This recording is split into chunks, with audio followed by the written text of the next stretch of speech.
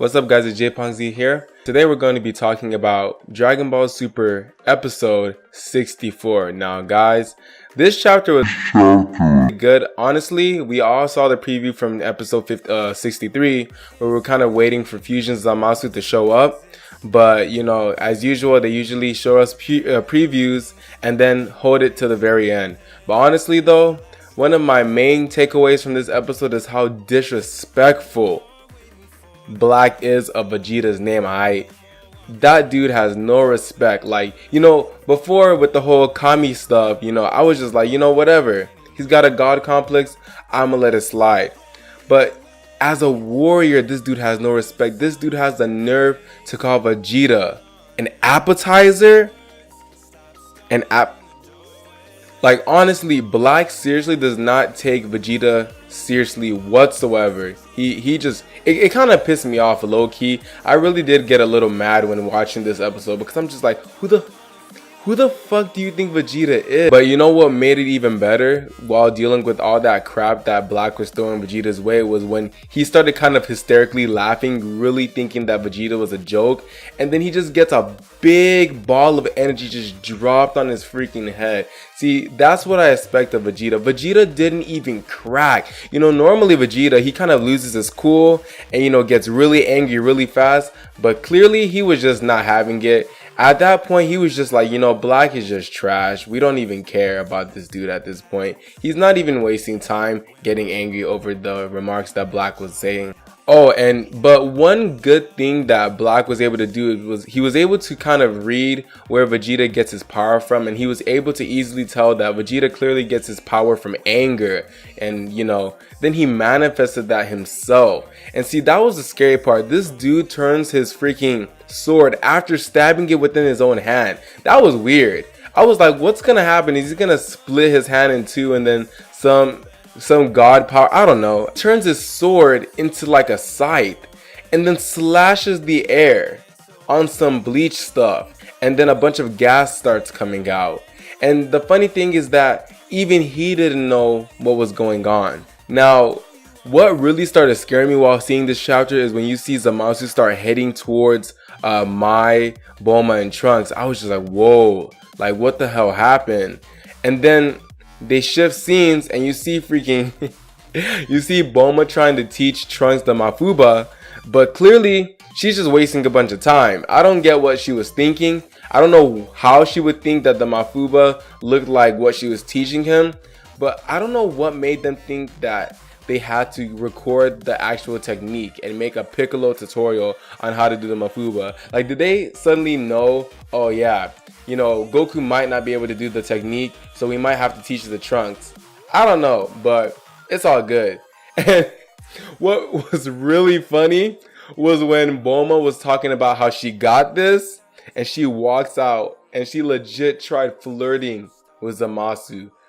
The look he gave her was rich. On the other end of the spectrum, you see Vegeta and Goku kind of dealing with Black, and he has all these clones, these literal shadow clones just showing up out of nowhere from the freaking gas, and their hair is a little pinker.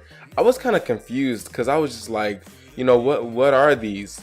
But the fact that they keep, you know, showing up after being punched, it's not fair. This is not fair. And Goku, I kind of thought, you know, if Goku and Vegeta are in a bind right now and they have Zamasu going all the way to Trunks and stuff, why doesn't Goku do his instant transmission? Luckily, that was explained immediately upon me having that thought. To make matters worse in this episode, at some point you just see Bulma laid out on the floor. I was like, no, like not again. Because this is the same thing that keeps happening. She stood up to Beerus, she got smacked, she got laid out. Now she stands up to Zamasu, trying to be flirty and stuff, not really recognizing that she's like what, 38, she's almost in her middle ages, still trying to flirt with him. I don't know why she really thought that was gonna buy some time, but I feel like she knew that it was gonna get Trunks angry to the point that it would give him the ability to just suddenly do the Mafuba. Like, I feel like she manipulated Trunks because there's no way she really thought that she was about to buy enough time for him to just learn it normally. So she had to use those type of methods to make it work. But guys, one of the biggest F-ups of Dragon Ball history is when they forget an important tool for beating an enemy. How are you gonna tell me that they forgot the freaking amulet? The key component that is necessary for sealing someone in the jar. You want to tell me that Fusion Zamasu was formed from a mess up? That's what you want to tell me? Because when they got him in the jar, I was thinking, okay, so Fusion Zamasu is gonna show up because, you know, he's gonna break out of it, like shatter it or something with his power, and then fuse with Goku Black. No, they would have successfully sealed that guy if they had just simply remembered to bring the freaking amulet. How can you, with the future at stake, forget something so important? But you know what? Forget it. I'm just gonna let it slide. But come on, really? Really? That's how it's gonna happen, Toriyama?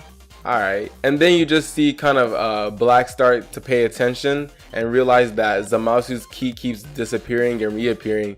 And you know, once they shift scenes and they all end up together, we finally get what we were waiting for at the end of the freaking episode.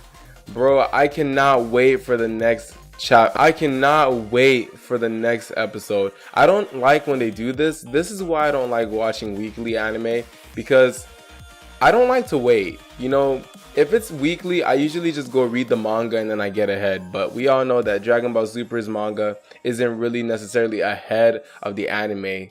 It's just kind of like a different way of telling the same story.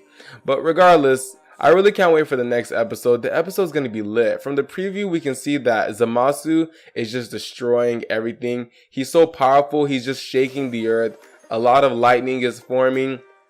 And at one point in the freaking preview, I believe I saw Goku and Vegeta were laying on the floor. And I think I saw Trunks looking up at Zamasu.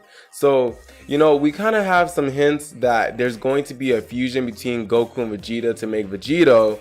But I don't know how it's going to happen right now. Honestly, if they don't even have the sealing tags for the Mafuba, how are they going to seal Zamasu? Because if you think about it, they're fused, right? And so now that new fusion is immortal, you know? So he's literally the ultimate being right now. So clearly they still have to use the Mafuba to beat him, even if they do have Vegito show up. But I really do want to know, how are they going to seal him without the tags? Let me know what you guys think in the comment section down below. Make sure you share this video, like, and subscribe. Thank you for watching and have a nice day.